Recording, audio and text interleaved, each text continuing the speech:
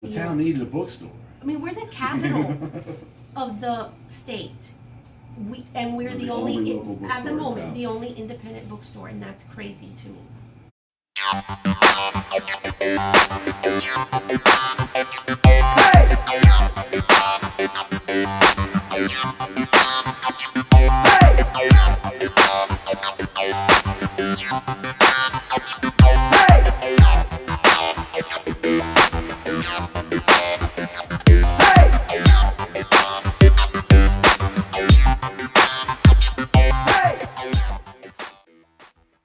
Hello, my name is Terry Highfield. I am a teacher by day, bookseller by night.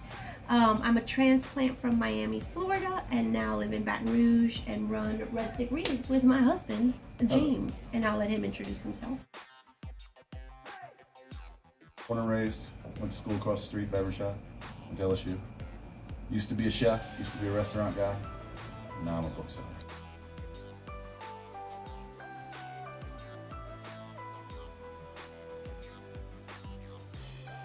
The conversations that we get to have with people as a result are really, really cool because they're excited about books, we're excited about books. And so what the bookshop gives us is a daily opportunity to talk to people about something that we're already passionate about. That if they're coming in here, chances are they're passionate about giving a little bookshop like this a chance. So that's really exciting too, is meeting other people in the community that are just as excited about books as we are. If you're going to be in a job in customer service, you're going to be in a job in guest service. It's nice to be in charge of everything that goes on so that you can set the tone.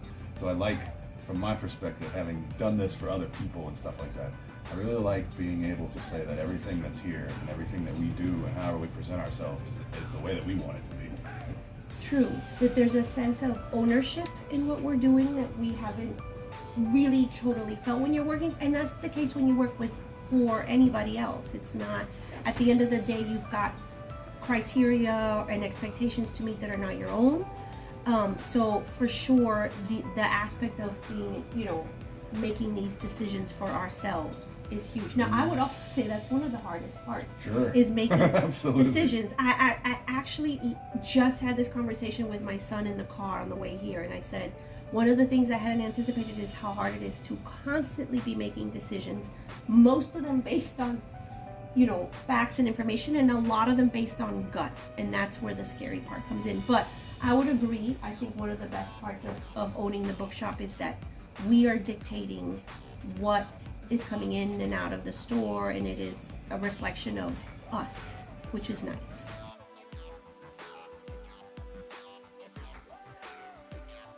Okay, I think the journey starts with my husband. He was...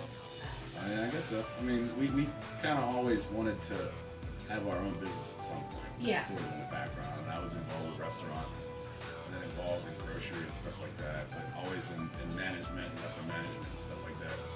And when that job at the last one I had at Whole Foods, I started to see that I was not gonna be there for more than I had already been there. I had to find a way to back out of that job. Well, I think you were at an impasse. Yeah, I was at a point in my for career where I many didn't want to do different it anymore. reasons. And there was a lot of reasons. Right, to there get was out. a very clear, fork in the road. Mhm. It felt like, and you were either going to continue on the road that you had been on, or we were going to diverge and take that proverbial less road Right. traveled. So I And got so, together born with of many conversations like, what if we did this? What if Yeah. we did that? And one of those conversations has always been bookshop cafe. Wouldn't it be cool? So once we realized, okay, here we are, fork in the road. Well, also we when threw I out- jumped out of when I parachuted out of Whole Foods, a buddy of mine, Pat Fellows, he runs a business in town.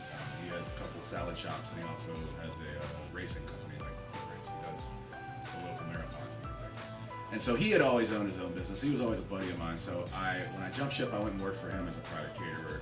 I did that for like a year, and at the same time, he was very open about showing me how he runs his business, the things you have to do as a business owner to really do it. And I realized that the difference between running someone else's business and running your own business is just the willingness to get a loan. But it's the same work. But all of the work, and all the decisions and what we talked about before, that all ends up falling on you.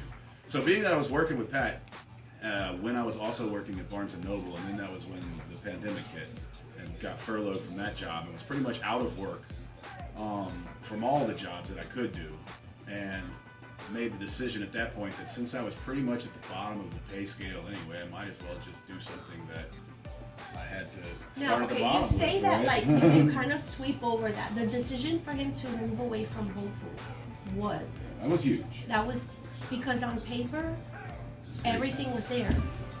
Starting with, first and foremost, pay and benefits, Health right? insurance and vacation To walk time. away from that 12 years. was not just, oh, we're gonna walk away and get another job that's pretty good.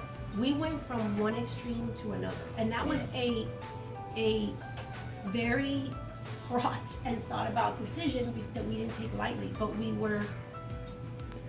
knew that the path he was on wasn't working. It was toxic on so many levels, and so we were willing to try owning something of our own. And Pat was generous in helping us realize that that's not going to be easy. It sounds great. What if you have a bookstore and a cafe? The reality of that is hard and scary. But we were still and are still pushed by this tug that this feels right. This The feels, town needed a bookstore. I mean, we're the capital of the state. We're the only local bookstore at the in moment, town. the only independent bookstore, and that's crazy to me. Okay, we need bookstores. And Barnes & Noble, like, of course, I mean, I don't hate on Barnes & Noble, I like Barnes & Noble. But yeah, that's crazy. This feels like the more we do it, the more this feels like what we should be doing. It's just the day-to-day of it. Reality is hard, but there's no part of us yet that feels like this isn't what we need to be doing. So we just keep showing No, up. it still feels day to day like it's very possible to pull off. Yeah, and we're still, I mean, we've been up and running a physical location for a little over 2 years, and it's still not where it needs to be. You know, like, brutally honest. I'm the breadwinner right now, and I'm a teacher, so there's not a lot of bread coming in. But we're willing to do this, you know, in the hope that one day the bookshop is supporting us more than just me. But we're still at it. We're still at it. I would say the community is like And that was one of the specific tier. reasons we came to Mid-City and this Yes. area in general was No. our research, our belief about retail, I mean in general, but bookstores specifically and in Baton Rouge, was that we needed to find an area that was going to latch onto us. Because if we didn't have support from the immediate community, we would not be able to get to the level of saturation of people coming in, spending their money, that would allow us to stick around. We could probably make it for a year or two, you know, until the fad wears off. But if we could find an area where people were really wanting to have Sincerely invested, right? a bookstore, right? The So, neighborhood of what is Mid-City and the areas around it are incredibly. they're receptive to that kind Oh of. gosh, yes. The people in the community are Wow. amazing. They blow us away. It blows us away because, like I said, we didn't get into the book business to become billionaires. There is no money to be like in that way to be made in the book business. We know that. I on this side of it. No. And so what are we here for? If we're like, and so we're here again to do something we feel proud of, something that we feel the community needs. And because the community has latched on the way that it has, we are able to stay here. I mean, everything we do is because, and not only the people, but the businesses in the community are so willing to work with us. Mhm. You know, starting with our landlord and neighbor extraordinaire, Mimosa Handcrafted, which we wouldn't be anywhere without them and the opportunity they've given us. But as our neighbor, they are so giving of of what they've learned, of how to help us grow, of creating events. They create so many events that we benefit from because the community comes and rallies. Now with the Boozy Book Fair that we're starting tomorrow, it's our first Boozy Book Fair. We've partnered with a business right down the road, and the hope is that we continue to do that with many businesses in this area, that we can bring the Boozy Book Fair where it benefits them and us. And the businesses around here tend to be so open to that. It's a really fabulous Yeah. community. I mean, we wouldn't be anywhere without them, without a doubt. I mean, they rallied when we were in the middle of a pandemic, for goodness sake. We opened up a bookstore in 2020 because people showed up. So that, you know, blows us away.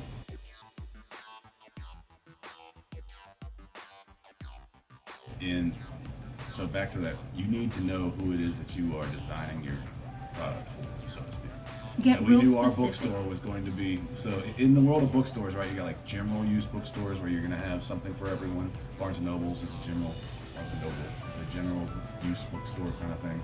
And then you've got like boutique, you know, or specific to a certain kind of, you know, Clayers used to have a bookstore that was just legal books, you know.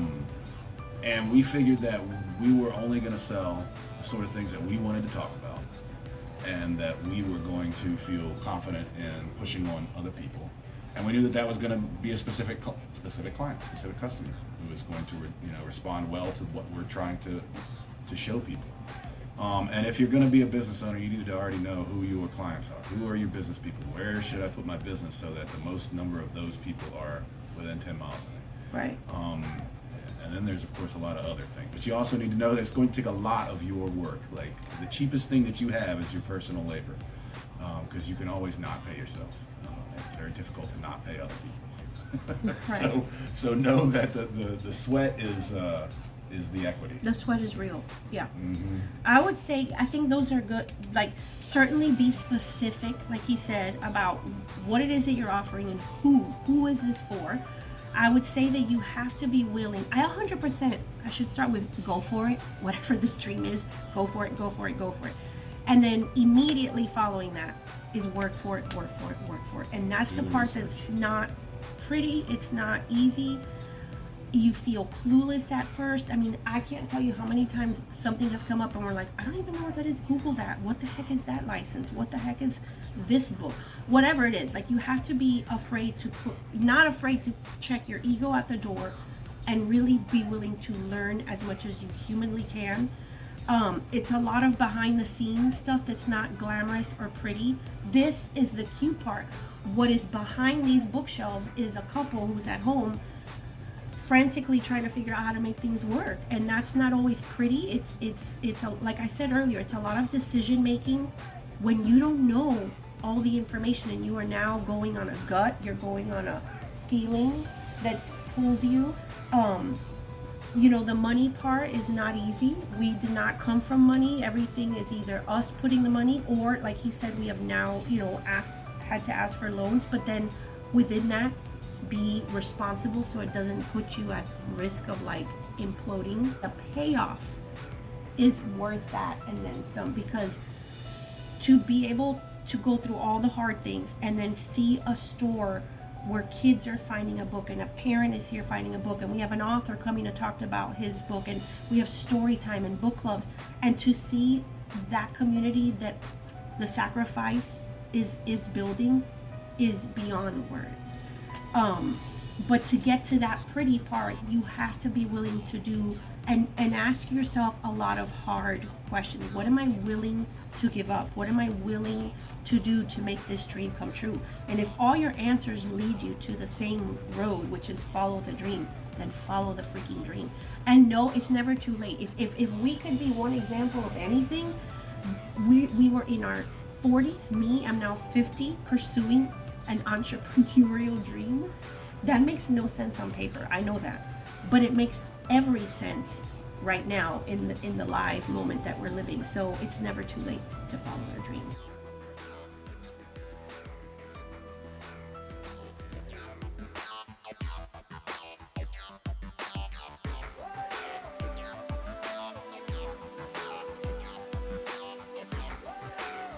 We have a website which he put up in 2 seconds during the pandemic. Yeah, find us there. Find us on Instagram. We are on Facebook. I admittedly am horrible on Facebook, so more luck getting in touch with me.